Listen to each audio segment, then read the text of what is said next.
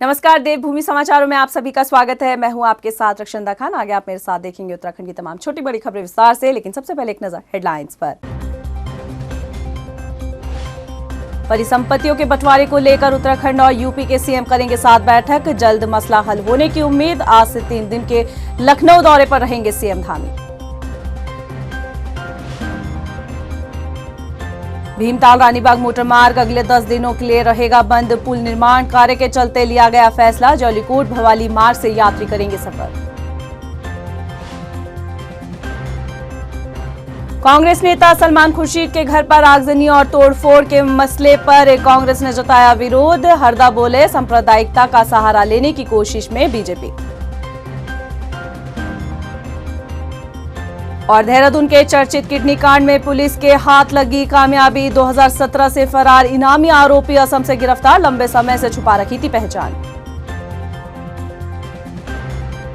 Headlines के बाद bulletin में खबरें विस्तार से। और सबसे पहले बात कर लेते हैं मुख्यमंत्री पुष्कर सिंह धामी की। तो बता दें कि मुख्यमंत्री आज से 3 दिन के दौरे पर लखनऊ में रहेंगे और इसके साथ ही इस दौरान सीएम धामी यूपी के मुख्यमंत्री योगी आदित्यनाथ से भी मुलाकात करेंगे। आपको बता दें कि सीएम धामी के लखनऊ दौरा काफी महत्वपूर्ण माना जा रहा है। दरअसल कल सीएम धामी परिसंपत्तियों के बंटवारे को लेकर होने वाली बैठक में भी शामिल होंगे। पिछले काफी लंबे समय से उत्तराखंड और उत्तर प्रदेश के बीच परिसंपत्तियों के बंटवारे को लेकर कई बार वार्ता हो चुकी है, लेकिन अभी तक इस मसले का कोई हल नहीं निकल पाया। हालांकि इस बार उम्मीद जताई जा रही है कि कुछ ना कुछ हल इस मुद्दे पर जरूर निकलकर सामने आएगा। तो चलिए, ज्यादा जानकारी के लिए देहरादून से हमारे संवाददाता फोन लाइन पर हमारे साथ मनीष डंगवाल जुड़ चुके हैं। मनीष, सीएम धामी का 3 दिन का दौरा जो है लखनऊ का काफी महत्वपूर्ण माना जा रहा है, क्या कुछ खास रहेगा? देखिए, बिल्कुल मुख्यमंत्री पुष्कर सिंह धामी का जो है वो लखनऊ दौरा बड़ा महत्वपूर्ण रखता है, खासकर उत्तराखंड के लिहाज से। जो उत्तर प्रदेश से अलग होकर उत्तराखंड राज्य अलग बना है, उसके बाद जिस तरीके से परिसंपत्तियों के बंटवारे को लेकर जो विवाद पिछले 21 सालों से चला आ रहा था, उसको लेकर एक फिर से जो बैठकें मुख्यमंत्रियों के बीच होने जा रही है। इससे पहले भी हमने देखा, जब उत्तराखंड और उत्तर प्रदेश दोनों राज्यों में भाजपा की सरकारें आई, तो दोनों राज्यों में इसको लेकर पहल की गई कि जो परिसंपत्तियां हैं उसके बंटवारे पर जो सहमति बनेगी। और अब तक देखा जाता था कि यूपी और उत्तराखंड की बात करें तो अलग अलग जो राजनीतिक दल थे उनकी सरकारें रहती थी, लेकिन 4.5 सालों की बात करें तो कई बार सीधे तौर से मुख्यमंत्रियों की टेबल में परिसंपत्तियों के बंटवारे को लेकर चर्चा हुई और कई सकारात्मक पहलुओं से उस पर जो परिसंपत्तियों के बंटवारे थे उस पर सहमति भी बनी है।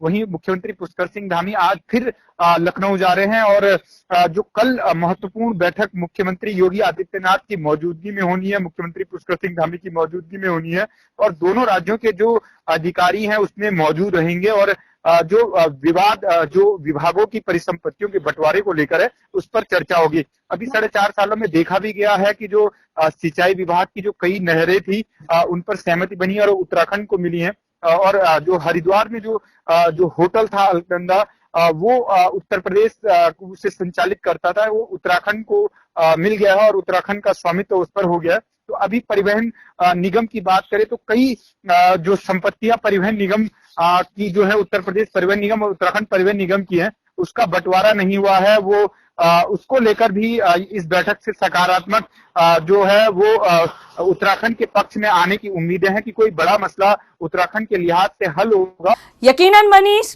परिसंपत्तियों का जो मसला है काफी लंबे वक्त से अटका हुआ था। कई बार इस मुद्दे को लेकर दोनों राज्यों के बीच में बातचीत हुई, लेकिन हल कोई नहीं निकला। तो क्या लगता है कि इस बार जो रिजल्ट है वो बेहतर आएगा?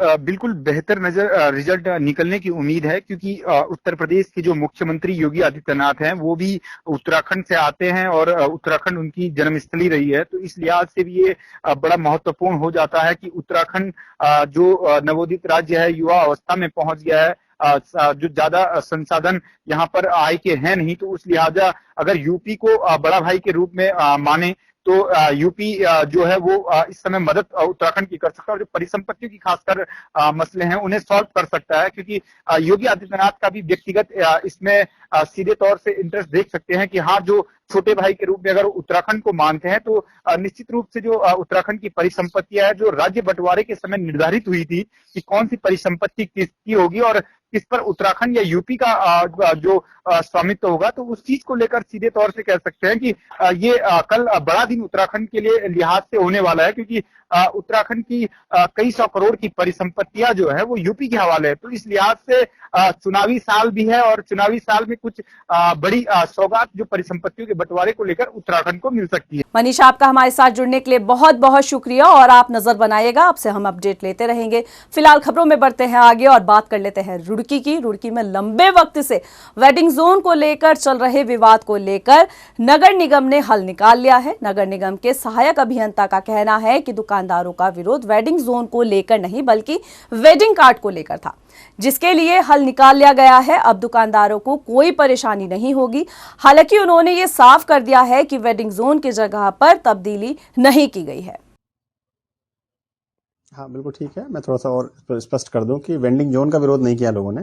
वेंडिंग कार्ड को लेकर के उनका कहना था कि कार्ड महंगा है थोड़ा सा, और हम इसको कार्ड को अगर हमें सस्ते में कहीं से मिल जाता है तो वो ज़्यादा अच्छा रहेगा। तो इस संबंध में तो हम भी सहमत हैं कि भाई कार्ड वेंडर को क्योंकि उसका पेमेंट देना है तो वो सस्ता होना चाहिए और जो मानक है उसके अनुरूप होना चाहिए।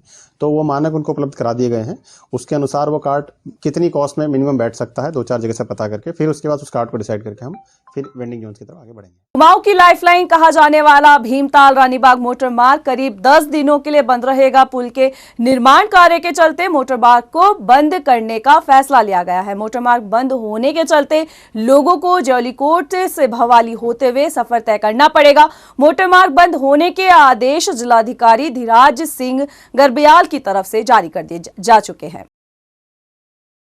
नैनीताल में पूर्व केंद्रीय मंत्री और कांग्रेस नेता सलमान खुर्शीद के घर में आगजनी और तोड़फोड़ और फायरिंग के मामले में कांग्रेस ने सरकार का पुतला फूंककर विरोध जताया है। उन्होंने शांत उत्तराखंड राज्य में इस तरह की घटना की निंदा करते हुए इसे दुर्भाग्यपूर्ण बताया है और इसे लेकर बीजेपी पर भी हिंसात्मक राजनीति का आरोप भी लगाया है। आपको बता दें कि इस मामले में फॉरेंसिक की एक टीम जो है वो जांच कर रही है, लेकिन फायरिंग किसने की अभी तक इसका पता नहीं लग पाया है। फिलहाल एहतियात के तौर पर सलमान खुर्शीद के घर के बाहर पुलिस फोर्स भी तैनात की गई है और एक नामजद सहित 20 अन्य लोगों के खिलाफ में मुकदमा भी दर्ज किया गया है।